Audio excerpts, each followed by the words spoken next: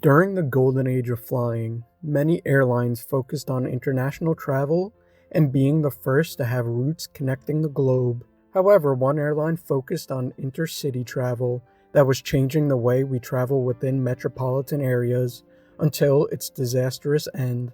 In this video, we're going to look into New York Airways and how the company was focused on changing the aviation industry. Before we begin, don't forget to like and subscribe to support the video. We all hate traffic. Nobody likes sitting in their car or public transportation for hours every week just to get to their destination. But one company provided a very obvious yet outrageous solution: flying over the traffic. On July 8, 1953, New York Airways began its helicopter passenger services. The first route was between New York International Airport, now called JFK International Airport, New York LaGuardia Airport, and Newark Airport, served with a military-converted Sikorsky S-55. Air travel was picking up pace as well. Just a year before, in 1952, British Overseas Airways Corporation started flying the Comet, which was the first commercial flight to use jet engines. In 1953, American citizens owned over 53 motor vehicles in the United States, according to old documents found in the Department of Transportation archives. Over 6 million of them were registered in New York and New Jersey, locations of these three airports that New York Airways started serving in 1953.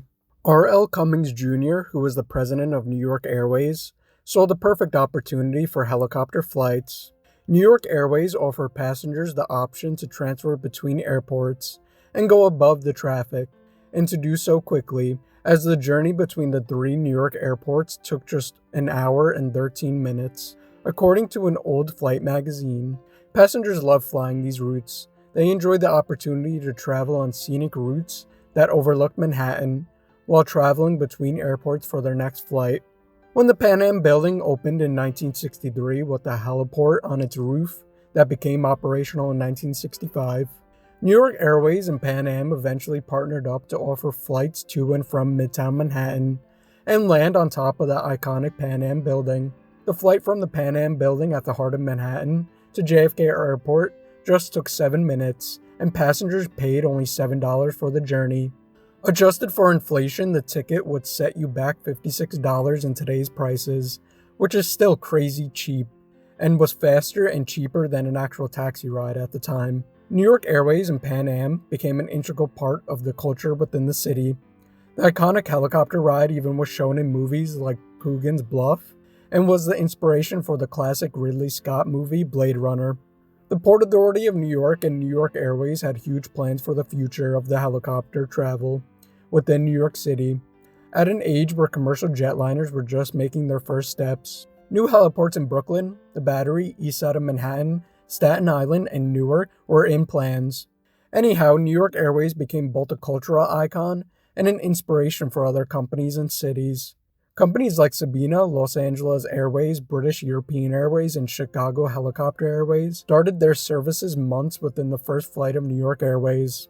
All of these companies became the pioneers of urban mobility, revolutionizing the way people reached their destinations within cities. In the first year, the helicopter airline carried over 8,000 passengers. Almost 10 years later, in 1963, New York Airways carried more than 250,000 passengers. However, a dark sky gathered over the office of New York Airways. With all the positive publicity, there were also some negatives of having helicopters fly all over the city. A lot of residents were angry about the noise from the rotors of the helicopters. Safety was also a concern. In the event of a crash, not only the passengers and the crew of the helicopter would be endangered, but pedestrians on the ground as well. There were also doubts about whether the helicopter airline could sustain its business. These safety concerns unfortunately came to fruition. In the same year that the helicopter airline reported a record number of passengers, New York Airways also endured their first accident. Shortly after taking off from New York International Airport, a Boeing Vertol 1072 crashed. The crash claimed the lives of the 3 crew members and 3 passengers aboard.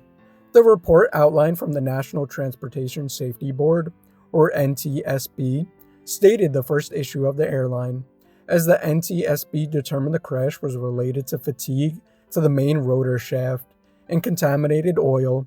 Maintenance procedures during operations of New York Airways were in question. The first shuttle service that New York Airways started between the three New York airports had a very small window for turnover. The airline ran a 24/7 service, with 16 daily flights in 90-minute intervals. When preparing the helicopters, the airline designated a 15-minute break to refuel, so the last flight of the day arrived at 12:30 a.m. at LaGuardia Airport. The service resumed just 15 minutes later at 12:45 a.m., leaving no time for proper maintenance and inspection after a day's worth of flights. For example, low-cost carriers that also rely on fast turnaround times during the day to serve passengers return their aircraft to their designated bases for maintenance during the night.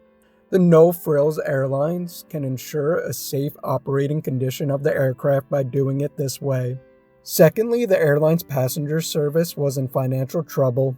As the airline carried more passengers, New York Airways' costs rose significantly. In 1962, the total revenue of New York Airways was estimated to be $3.9 million. The cost to run the operation was $4.4 million. The airline was operating under a constant loss. Its only saving grace was the fact that the government heavily subsidized the operations. But the United States government pulled the carpet from under every helicopter airline fleet. The government announced in 1965 that it will eventually end the subsidies towards airlines, like New York Airways, Los Angeles Airways, and Chicago Helicopter Airways. The first victim was Chicago Helicopter Airways. At the beginning of 1966, the airline ended regularly scheduled services, citing that it would lose around $3,000 per day without the subsidiary. Fortunately, New York Airways had the backing of Pan Am.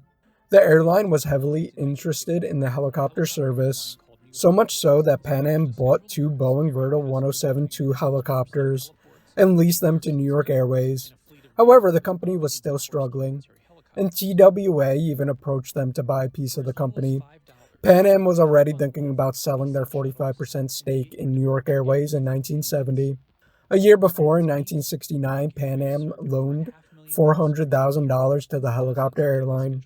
New York Airways encountered even more financial issues after the 1973 oil crisis.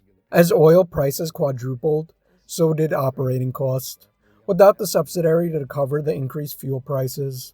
The airline was losing a lot of money. Pan Am, however, stuck it out and continued funding the company. New York Airways safety concerns again came to fruition with the infamous crash on May 16, 1977. A New York Airway Sikorsky S-61L, operating as Flight 971 from JFK Airport to the rooftop of the Pan Am building at the heart of Manhattan, rolled over while passengers were boarding the helicopter. 4 passengers died instantly. In addition, a falling rotor blade struck a woman while she was walking on Madison and 43rd Street, killing her instantly. In total, the Pan Am building accident claimed the lives of 5 people. The NTSB report determined that the metal fatigue on the right side of the landing gear caused the helicopter to fall over, and the still active rotor blade snapped off. As a result of the accident, the route that connected Manhattan with New York airports closed. Furthermore, New York Airways sued Sikorsky for $30 million.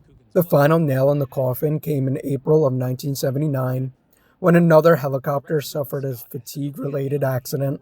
This time, one of the tail rotor blades broke off, and as a result, a Sikorsky 561 crashed at Newark International Airport. 3 passengers died on the spot. 10 more passengers and 3 crew members sustained serious injuries. New York Airways immediately halted all services.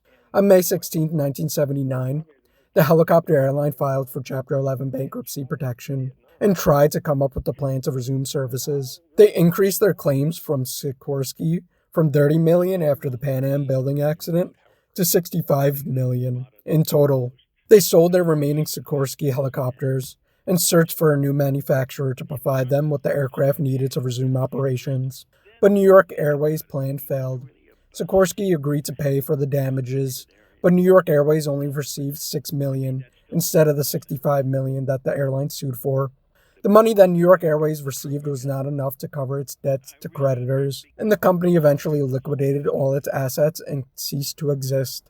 New York Airways and Pan Am were pioneers in the travel industry and paved the way for creative ways to improve passenger travel.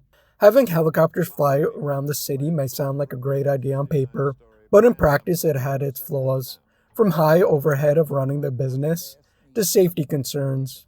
The plan ultimately failed. Today, however, the people are still designing and dreaming of a day where we have flying taxis in cities that are safer, cheaper, and quieter than traditional helicopters. And who knows, one day we might all be traveling by air within cities. And with that being said, as always, thanks for watching and like and subscribe to see more videos.